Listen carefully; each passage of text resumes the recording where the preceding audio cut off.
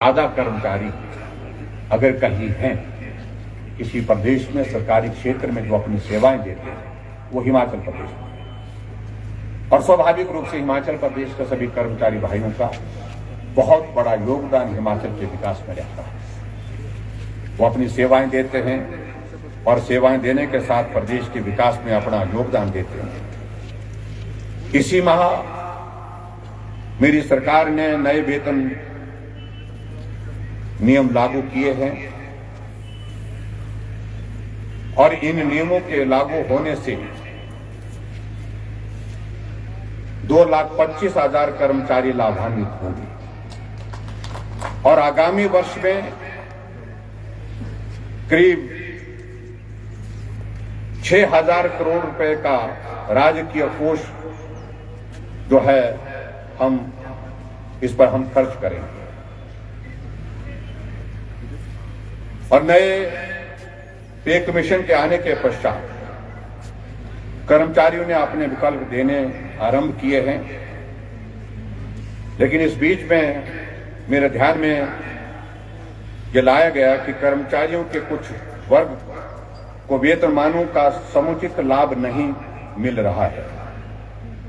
मैं यह घोषणा करता हूं कि कर्मचारियों को जो 2 विकल्प पहले दिए गए हैं उसके अतिरिक्त एक और विकल्प की व्यवस्था करेंगे, जिससे कर्मचारियों का कोई भी वर्ग ऐसा ना रहे जिसे नए वेतनमान का समुचित लाभ ना मिले। इसके अतिरिक्त अगर फिर भी कर्मचारियों का कोई वर्ग पे कमीशन के लाभ से वंचित रहता है तो हम उस पर पुनः विचार करके शीघ्र निर्णय लेंगे।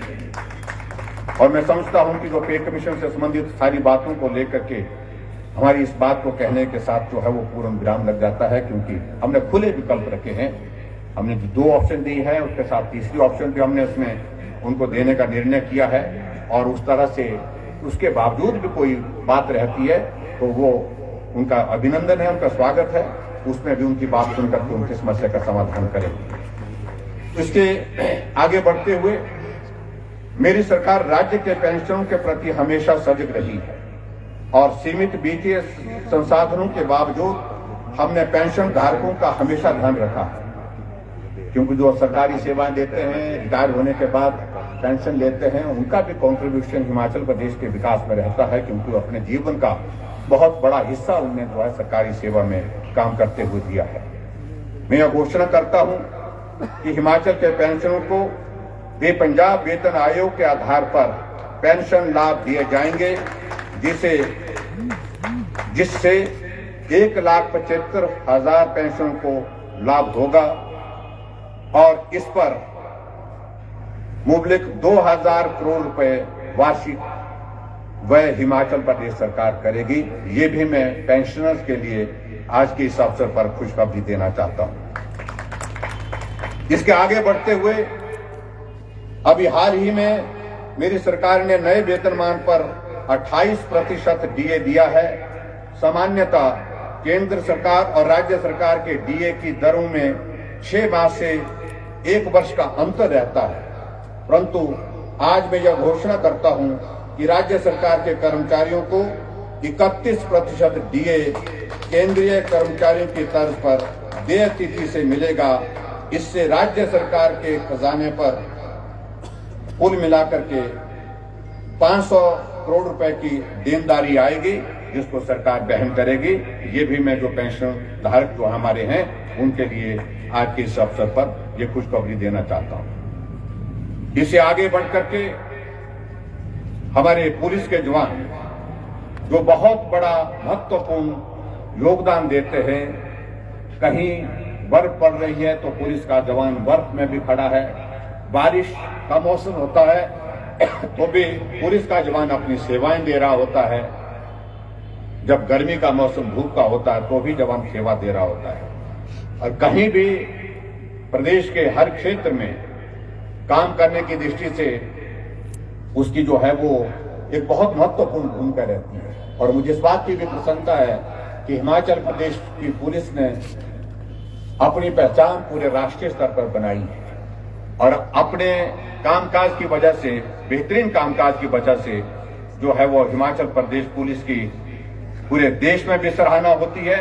और मैं आज के इस अवसर पर भी हिमाचल पुलिस के उस योगदान की सराहना करता हूं। जब भी संकट के क्षण कोविड का दौर था तो भी पुलिस के जवानों ने आगे बढ़ करके उसमें बहुत महत्वपूर्ण कार्य किया। फ्रंटलाइन वर्कर के नाते उन्हें अपनी सेवाएं दी, इसलिए उनका भी मैं आभार व्यक्त करता हूं। 2015 से पूर्व कांस्टेबल को 2 वर्ष उपरांत अगला उच्च वेतनमान दिया जाता था, परंतु पूर्व सरकार के कार्यकाल के दौरान 2015 में कांस्टेबल को उच्च वेतनमान मिलने की अवधि को 2 वर्ष से बढ़ा करके 8 वर्ष कर दिया गया। इससे उनमें असंतोष का भाव है, क्योंकि उनके समतुल्य श्रेणी जिनकी प्रारंभिक नियुक्ति अनुबंध आधार पर की जाती है वो नियमित सेवा काल के 2 वर्ष उपरांत उच्च वेतनमान दिया जा रहा है।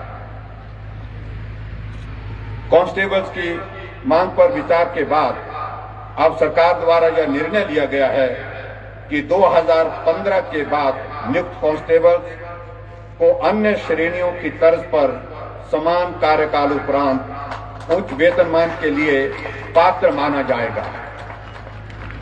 जो कांस्टेबल उच्च वेतनमान के लिए पात्र हो गए हैं उन्हें प्री रिवाइज्ड स्केल के अनुसार उच्च वेतनमान का लाभ तुरंत प्रभाव से दिया जाएगा।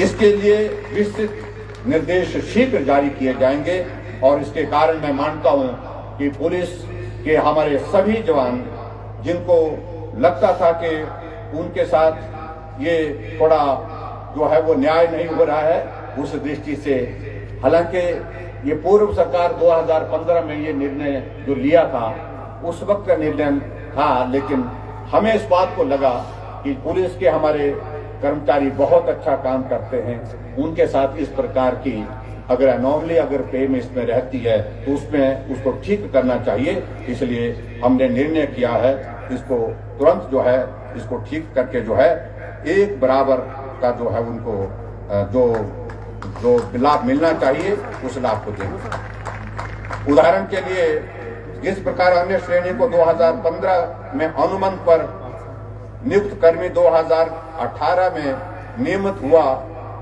तथा 2020 में उसे उच्च वेतनमान मिला, उसी प्रकार 2015 में नियुक्त कांस्टेबल भी 2020 में उच्च वेतनमान हेतु पात्र होगा। मेरा आज के इस कार्यक्रम में पुलिस के जवानों के लिए मैं बहुत बहुत बधाई देता हूं, उनके काम के लिए, उनके योगदान के लिए। और इसके साथ मेरा यही है कि जिस उत्साह के साथ, जिस ऊर्जा के साथ आप हिमाचल प्रदेश की सेवा करने के लिए काम कर रहे हैं, आप उसमें और भी बढ़ोतरी करें और आगे बढ़ें। मेरी ओर से आप सबको बहुत बहुत बधाई और शुभकामनाएं। इसके अतिरिक्त आगे बढ़ते हुए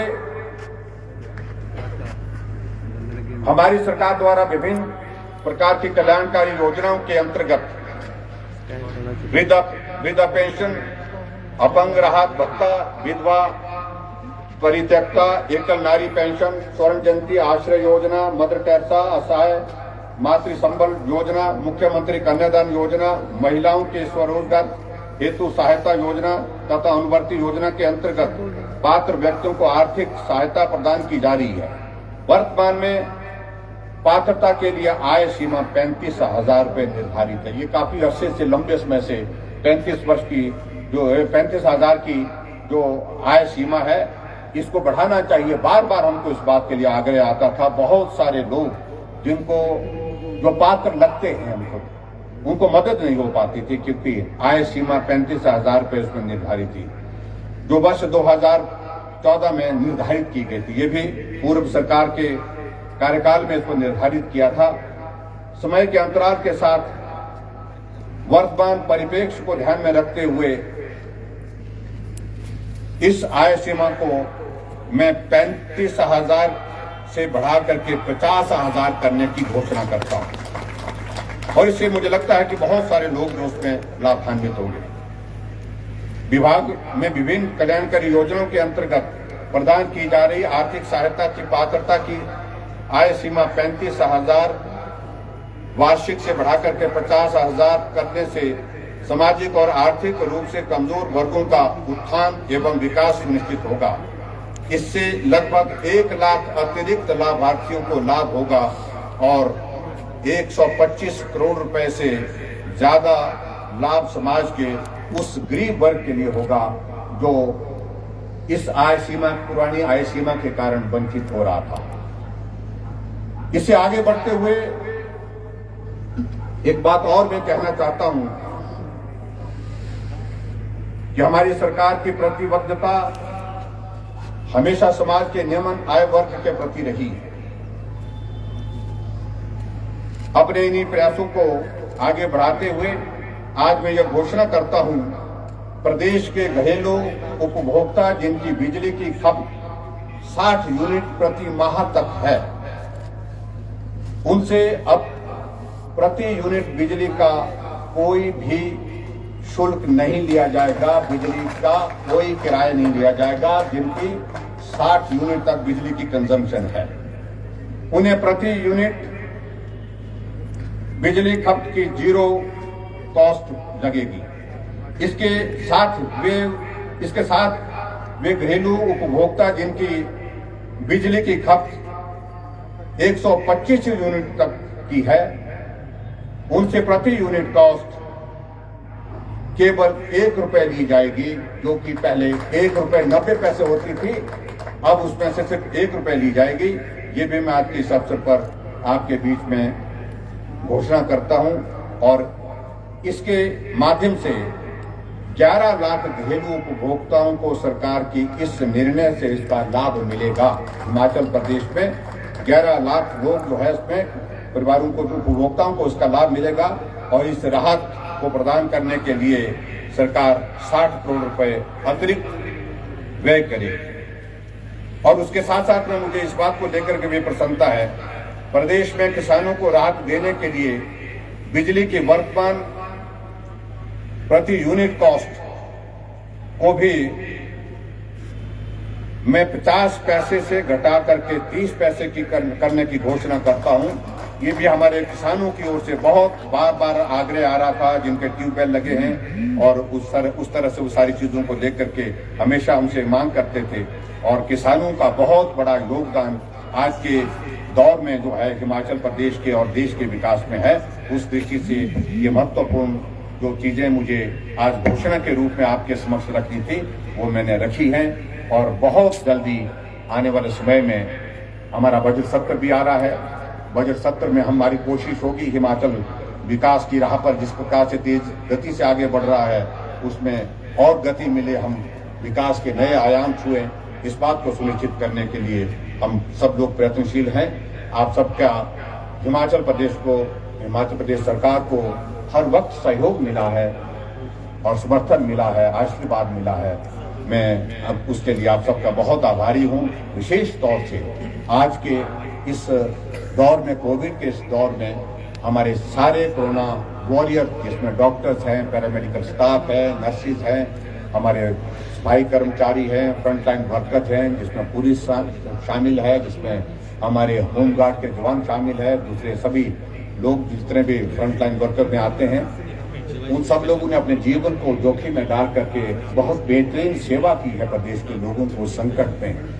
और उसके लिए मैं उन सब का एक बार हृदय से आभार व्यक्त करता हूं। और एक बार फिर से आज पूर्ण राजत्व के 50 वर्ष पूर्ण होने के जो स्वर्ण जयंती का हमारा जो कार्यक्रम वो संपन्न हुआ है, और उसके साथ साथ में आप सबको मैं पूर्व में जो हमने जो कार्यक्रम किए, जिसमें सहयोग आप सबका रहा, उसका मैं आप सबको आपका धन्यवाद करता हूं। और उसके साथ साथ में आने वाले समय के लिए बहुत सारी शुभकामनाएं। जय हिंद, जय हिमाचल। भारत माता की, भारत माता की, भारत माता की।